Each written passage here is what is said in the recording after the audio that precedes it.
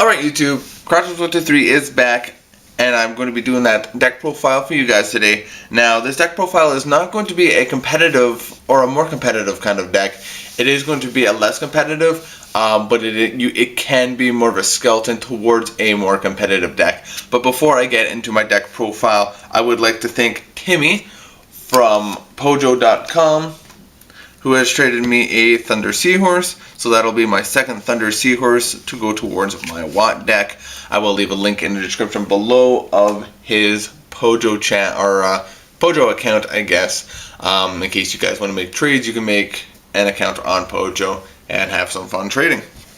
You can also find me there as Crosshouse123. So, with that being said, let's get on with the deck profile. And like, of course, all deck profiles, you have your 3 wind-up rabbits, your 3 wind-up sharks, and your 3 wind-up rats. These are must-haves in the deck, as well as the 1 magician.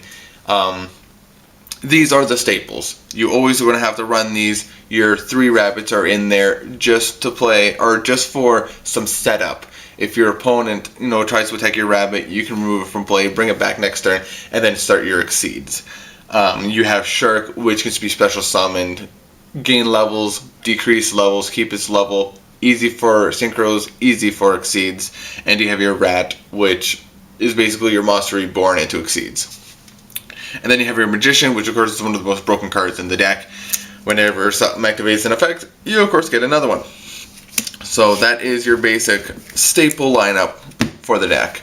Cards you can add. I'm seeing that Wind-Up Soldier is now seeing play now. I've been running Wind-Up Soldier in my deck since the beginning. What he does, of course, he's a level 4 that can go into a level 5, so you can go into your rank 5s. But when he goes into a level 5, he gains 300 attack points, going to 2100. This can get over things like Thunder King, Ryo. It can get over things like Snowman Eater. This will still get destroyed by the Snowman Eater if they so choose to target this card, but it does get over that Snowman Eater, so they don't get to exceed next turn with it. It is a warrior, so it does help with another combo with the deck. We have, of course, our 2 tour guides from the Underworld. It is your easy rank 3 to pull off. That's really all she is for this deck. She is a staple in most decks nowadays.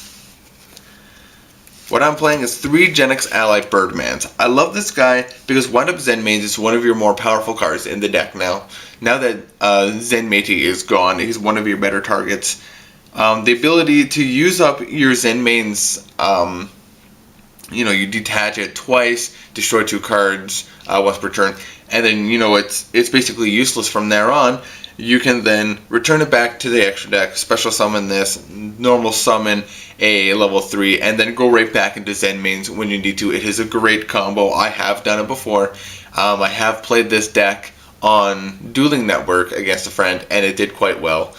But again, I don't think the Wind-Ups will do very well in the metagame.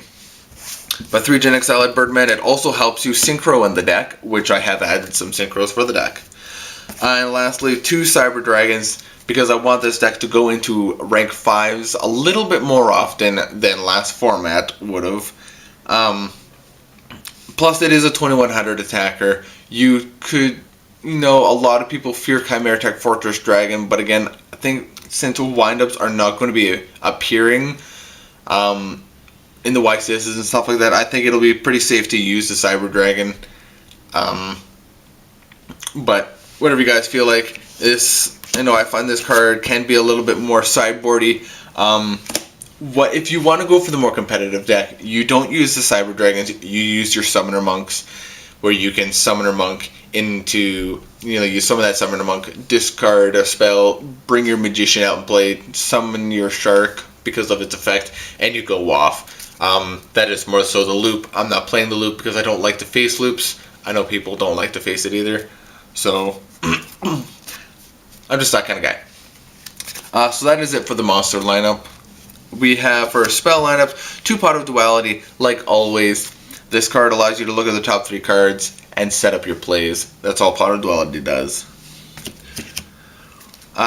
We have 3 wind up factories still. I still like running the 3 because I still like being able to search for my windups when I need to. The shark is, the shark is very necessary, and being able to search for that shark, you just need to have it. So I like to have 3. 2 instant fusions. Now the instant fusions, of course, I've been running these for quite a while. They allow you to exceed much easier. If you have a rat in hand, it is absolutely useless in the beginning of the game.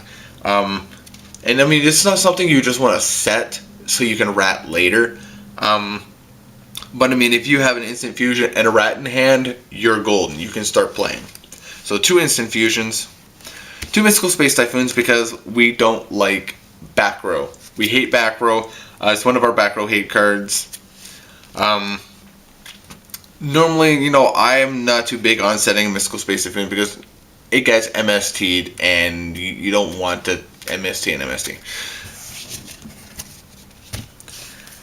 For 1-ups, we have Monster Reborn, Dark Hole, Heavy Storm, and Pot of Avarice. All self-explanatory cards. For traps, Solemn Judgment and Solemn Warning. Solemn Warning is at 1, so we only run 1. It does give us 1 more extra space for another card in the deck. 2 Mirror Force. I run 2 Mirror Force over the Torrential Tributes because I don't like having to risk destroying my own monsters when my opponent just summons 1 big one. So I like to run the 2. But of course, that being said, I still run 1 Torrential Tribute just in case. It is a fantastic card. But I find I'd rather Mirror Force at 2 than Torrential. 1 Compulsory Evacuation Device. It saves my monsters. It gets rid of my opponent's monsters. I've loved it since I've started using it. Heck, a couple years ago. Still a good card. And the final card's 2 Overwinds. Now, I know a lot of you would disagree with me. Overwind is a terrible card, but no, I actually think it's quite a good card. It is not metagame worthy, of course, because it does require a target for you to have. With windups, that shouldn't be a very hard thing to do, and it does double its attack and defense it just doubles it. So this can create very nice OTK wins.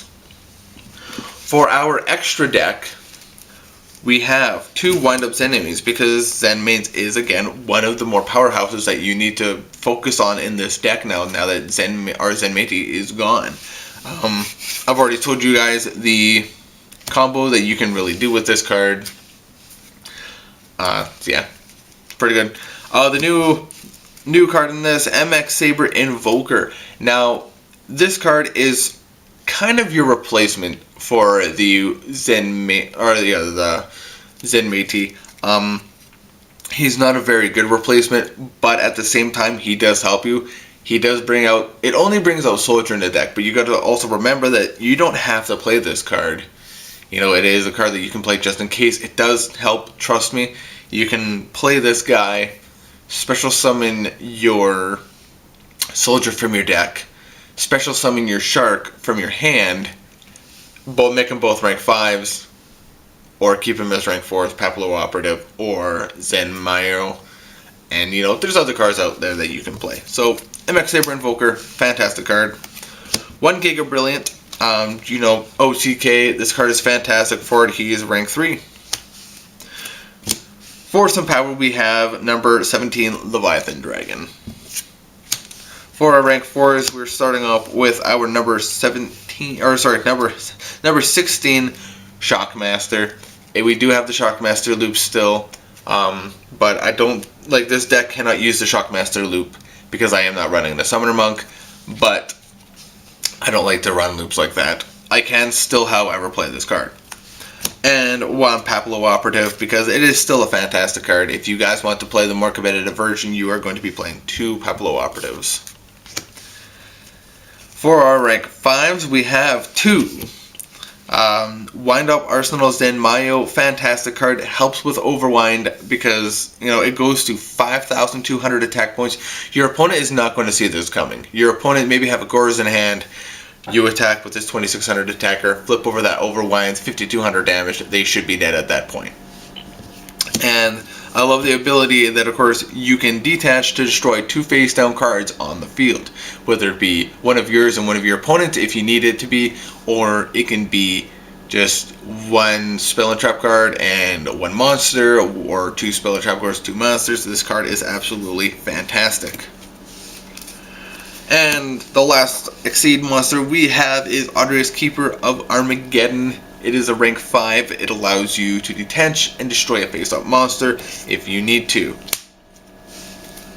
For our fusions, we are still, of course, using Alligator, Sword Dragon, and Fusionist for your instant fusion.